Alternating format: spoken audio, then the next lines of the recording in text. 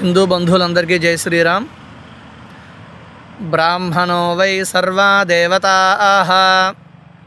ఇది శృతి వచనం, అంటే వేదవచనం. సకల దేవతలు బ్రాహ్మణుని యందు ఉంటారు అని చెప్పి వేదములో చెప్పబడింది. సమాజంలో కొంతమంది పనిగట్టుకొని మరి బ్రాహ్మణ దూషణ చేయటం, బ్రాహ్మణుల గురించి తక్కువగా మాట్లాడటం, ఈ మధ్యకాలంలో అయితే పాటల ద్వారా కూడా బ్రాహ్మణులను కించపరచాలనేటువంటి దుర్బుద్ధితో, దురాలోచనతో చాలామంది ప్రవర్తిస్తున్నారు.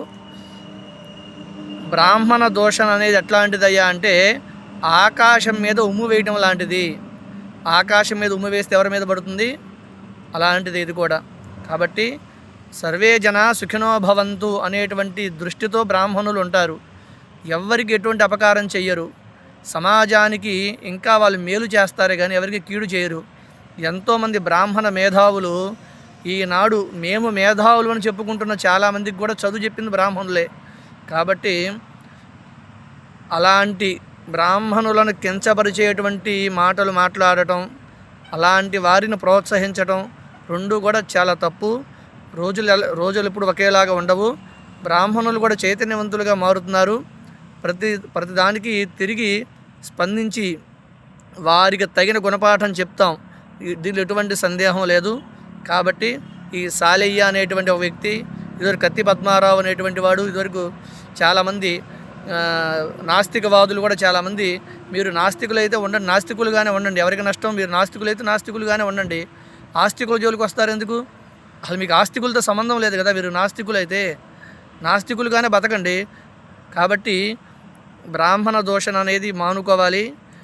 సినీ మాధ్యమాల్లో కూడా ఈ మధ్యకాలంలో కూడా బ్రాహ్మణ దూషణ జరుగుతోంది. చాలా తప్పు. దీనివల్ల మీరు పొందేటువంటి శ్రేయస్సు ఏమీ ఉండదు. బ్రాహ్మణులు లేని నాడు ఈ దేశం భ్రష్టు పట్టిపోతుంది. బ్రాహ్మణులు వాళ్ళ యొక్క శక్తి సామర్థ్యాలు, వాళ్ళకి తెలివితేటలతో సనాతన ధర్మాన్ని రక్షించుకుంటూ వచ్చారు. ఇప్పటిదాకా కూడా కేవలం 40-50 సంవత్సరాలు పరిపాలించి ఇతర మతాల్లోకి మార్చిన దేశాలు ఎన్నో ఉన్నాయి. కొన్ని వేల సంవత్సరాల పాటు పరిపాలించినా ఈ దేశం సనాతన ధర్మంలో బ్రతికుంది, నిలబడి ఉండటానికి కారణం ఎంతోమంది బ్రాహ్మణుల యొక్క నిస్వార్థ సేవ మాత్రమే. అది తెలుసుకోండి. కాబట్టి బ్రాహ్మణులను నిందించడం మహాపాపం, వారికి నరకం ప్రాప్తిస్తుందని చెప్తోంది శాస్త్రం. అలాంటి పనులు ఎవరు చేయకూడదు. చేసిన వాళ్ళని కూడా ఎవరు కూడా క్షమించకూడదు. కాబట్టి అందరం కూడా హిందూ సమాజం అంతా కూడా బ్రాహ్మణుల పట్ల నిలబడి బ్రాహ్మణులకు సర్వోత్కృష్ట స్థానాన్ని ఇవ్వాలి. బ్రాహ్మణుడు దైవంతో సమానంగా చూడాలి. కాబట్టి ఇలాంటి భావంతో మన ధర్మాన్ని మనం రక్షించుకుంటూ ఉండాలని కోరుకుంటూ